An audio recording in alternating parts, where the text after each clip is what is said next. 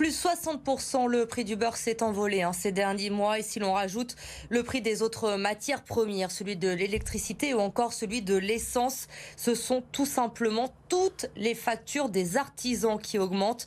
Ils tentent tant bien que mal de trouver des solutions pour faire quelques économies.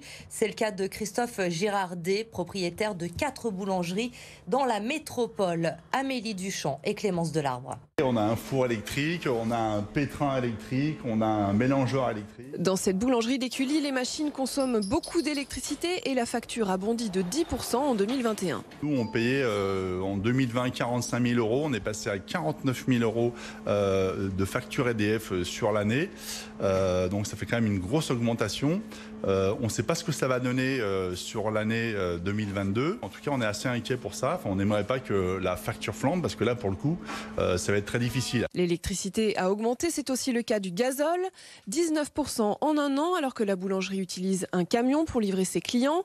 Et c'est sans compter les matières premières qui flambent littéralement.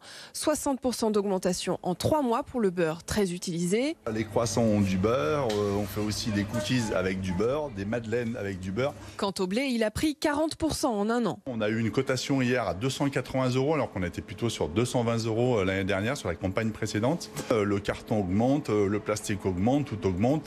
Je pense qu'il va falloir que les salaires augmentent aussi, forcément, qu'on rehausse un petit peu les salaires de façon que les Français puissent garder leur pouvoir d'achat. Le gérant compte d'ailleurs augmenter le salaire de ses employés et pour absorber tous ces frais, il va devoir relever ses tarifs. Au final, c'est le client qui va payer. Enfin, nous, on va aussi en prendre en partie. On va essayer d'écraser un peu nos marges, mais de façon à ce qu'on puisse quand même s'en sortir, encore une fois. Mais bien évidemment, il va falloir qu'on hausse un petit peu le prix de nos produits. Si le prix du pain ne bougera pas, les viennoiseries ont déjà augmenté de 3 à 5%.